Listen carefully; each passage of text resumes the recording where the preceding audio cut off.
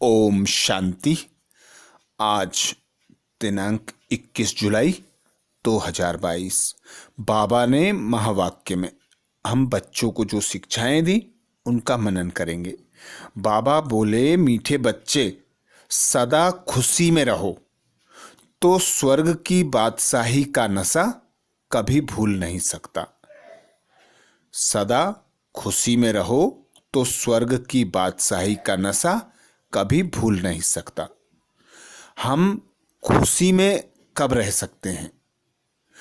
जब हमें स्वर्ग के रचयिता भगवान की स्मृति हो, वह हमें श्रीमत देकर स्वर्ग की बादशाही के लायक बना रहे हैं, यह स्मृति रहे तो खुशी रहेगी।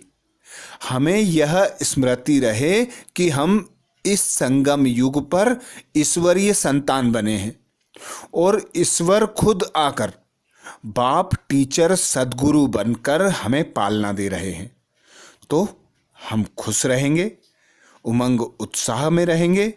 हमें अपनी स्वर्ग की बादशाही भी याद रहेगी और सदा नशा चढ़ा रहेगा। तो बाबा कहते, तुम बच्चे अभी श्रीमत पर चलकर स्वर्ग के मालिक बन रहे हो। यह भूलने वाली बात नहीं है। अंदर में खुशी होनी चाहिए। आत्मा को अंदर खुशी होती है। आत्मा की खुशी और दुख बाहर चेहरे पर दिखाई पड़ता है। जिस प्रकार देवताओं की शक्ल कितनी हर्षित मुख दिखाई जाती है, उन्हें यह नशा होता है कि हम स्वर्ग के मालिक हैं। उसी प्रकार बाबा कहते, तुम बच्चे भी खुशी में रहो कि हम स्वर्ग के मालिक बन रहे हैं। तो स्वर्ग की बादशाही याद रखो, इस नशे में रहो, उमंग उत्साह में रहो।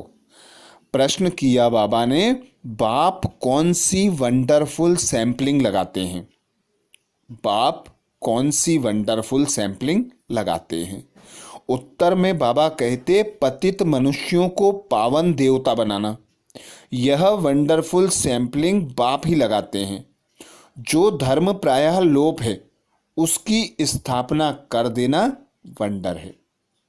अभी हम देखते हैं, आदि सनातन देवी देवता धर्म है नहीं, पूरा लुप्त हो जाता है। अनेक अधर्म फैल जाते हैं। तब स्वयं भगवान को इस भारत भूमि पर आकर आदि सनातन देवी देवता धर्म की स्थापना करना होती है, जिसका गीता में भी गायन है। जब जब धर्म की ग्लानि होती है, तब तब मैं आता हूं, अनेक धर्मों का विनाश कर एक धर्म की स्थापना करता हूं। तो बाबा आता है, हम बच्चों को अपनी श्रीमत के द्वारा पतित से पावन देवता बना देता है। जो धर्म लुप्त हो जाता है, उस धर्म की स्थापना कर देता है। यह चतुराई एक पिता परमात्मा के सिवा कोई कर ना सके। तो यह बाबा कहते बड़ी वंडर बात है। अगला प्रश्न किया बाबा ने, बाप का चरित्र कौन सा है? बाप का चरित्र कौन सा है? उत्तर में बाबा कहते, चतुराई से बच्चों को कोड़ी से हीरे जैसा बना देना। यह बाप का चरित्र है। बाकी कृष्ण के तो कोई चरित्र नहीं है, वह तो छोटा सा बच्चा है।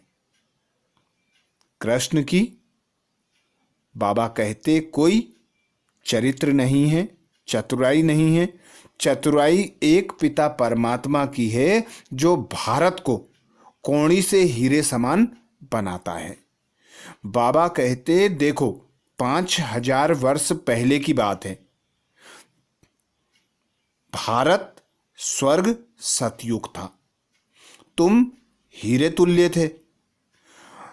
वही हीरे तुल्य अब फिर बनना है, जिसके लिए बाबा कहते, एक बाप की बलिहारी है जो तुम बच्चों को स्वर्ग का मालिक बना देते हैं।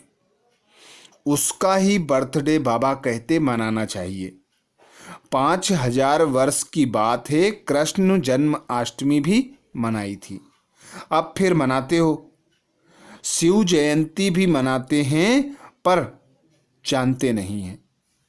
सच्ची सच्ची जयंती शिव जयंती ही होती है, जिसमें स्वयं परमात्मा इस धरा पर अवतरित होते हैं, जिसे शिव जयंती कहा जाता है। अब वह बेहद का बाप, बेहद का रचयिता आता है तो जरूर स्वर्ग रचता है। सतयुग त्रेता को मनुष्य स्वर्ग कहते हैं। स्वर्ग और नरक आधा आधा हो जाता है। सृष्टि बरोबर आधी आधी है, नई और पुरानी।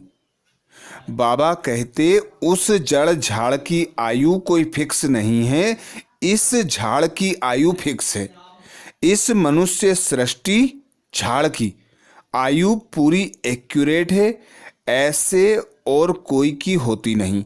1 सेकंड का भी फर्क नहीं होता। बाप कहते हैं अब सारी दुनिया पतित हो गई है। इस पुरानी दुनिया को खत्म होना है, सबको जाना है। इसीलिए बाबा कहते मैं सबका गाइड बनकर आता हूं। दुख से लिबरेट कर सदैव के लिए शांति धाम सुख धाम में ले जाता हूं। तुम जानते हो हम सुख धाम में जाएंगे, बाकी सब शांति धाम में जाएंगे। इस समय मनुष्य भी कहते हैं मन को शांति कैसे मिले। ऐसे कभी नहीं कहेंगे कि सुख मिले, शांति के लिए ही कहते हैं। सब शांति में ही जाने वाले हैं, फिर अपने अपने धर्म में आएंगे। आत्मा को ज्ञान है कि अभी हम जा रहे हैं। बाबा को ही याद करते हैं। हमारी आत्मा पार हो रही है। इस शरीर को इस किनारे छोड़ देंगे। इस किनारे है पुराना शरीर और उस किनारे है हसीन सुंदर शरीर। यह हुसैन का रथ है। हुसैन जिसको अकाल मूर्त कहते हैं, उनका यह तख्त है। आत्मा तो अकाल है।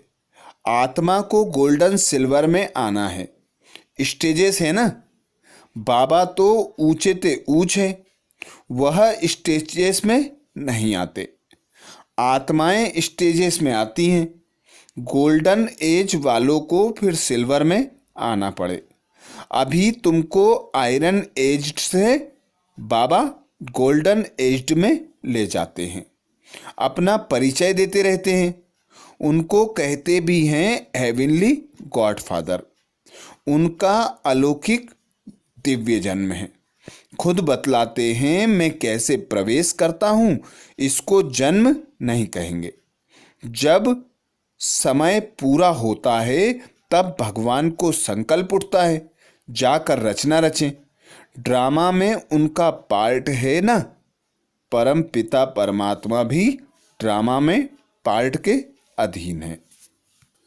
अब देखो राखी का त्योहार आता है तो इस पर समझाना पड़े, राखी है ही पतित को पावन बनाने की प्रतिज्ञा, अपवित्र को पवित्र बनाने का रक्षाबंधन। तुमको पहले पहले परिचय देना ही पतित पावन बाप का।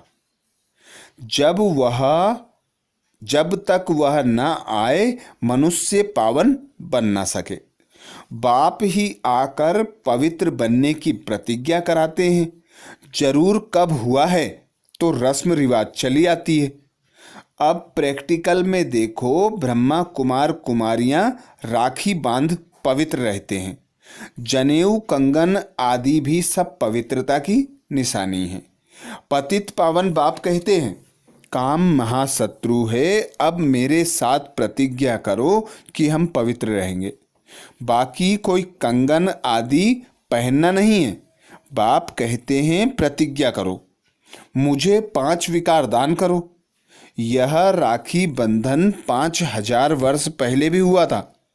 पतित पावन बाप आया था, आकर राखी बांधी थी कि पवित्र बनो, क्योंकि पवित्र दुनिया की स्थापना हुई थी। अब तो नरक है। हम फिर से आए हैं, अब श्रीमत पर प्रतिज्ञा करो और बाप को याद करो तो तुम पावन बन जाएंगे, पावन दुनिया के मालिक बन जाएंगे। तुम भी कहो, हम ब्राह्मण आए हैं प्रतिज्ञा कराने। हम प्रतिज्ञा करते हैं हम कभी पतित नहीं बनेंगे, परंतु ऐसे भी बहुत हैं जो लिख कर खत्म हो गए हैं।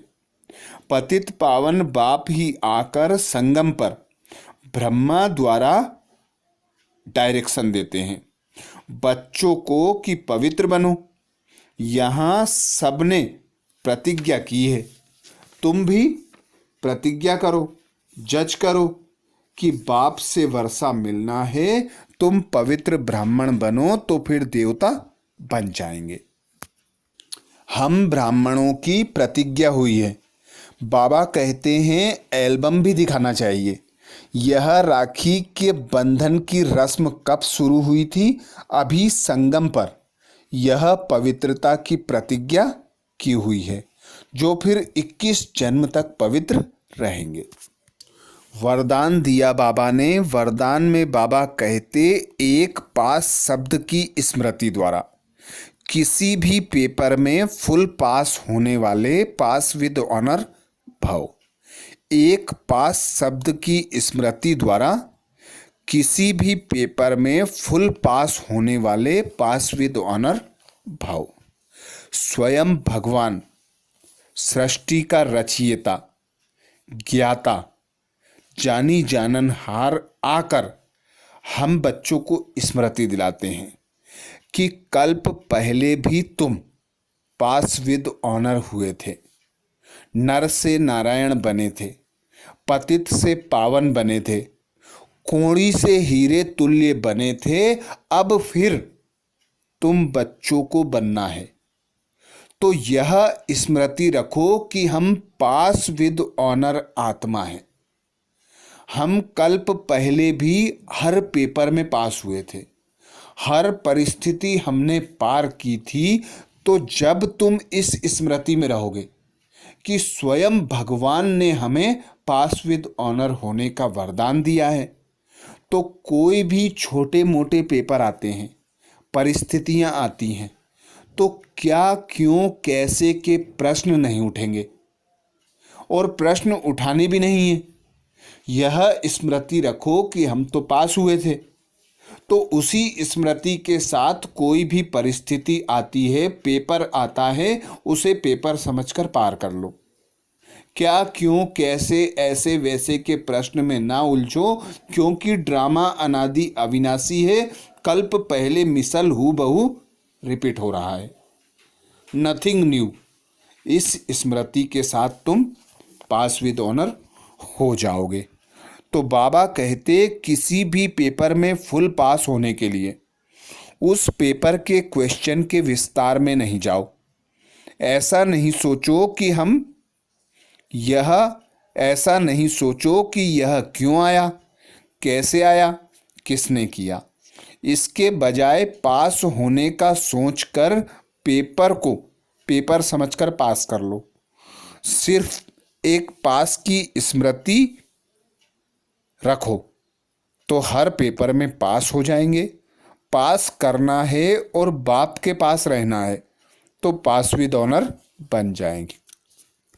स्लोगन में बाबा कहते, स्वयं को परमात्म प्यार के पीछे कुर्बान करने वाले ही सफलता मूर्त बनते हैं। स्वयं को परमात्म प्यार पर न्यौछावर करने वाले ही सफलता मूर्त बनते हैं। अर्थात एक पिता परमात्मा पर वही न्यौछावर हो सकता है, वही स्वयं को अर्पण कर सकता है, जो इस पुरानी देह से, देह के संबंध से, कर्मों के बंधन से, सुख सुविधा के साधनों से उपराम होकर खुद को आत्मा अनुभव करे, उस पिता परमात्मा की याद की लगन में मगन रहे। तो ऐसे ही बच्चे बाबा कहते सफलता मूर्त बनते हैं। तो ये थे बाबा के महावाक्य। अच्छा, ओम शांति।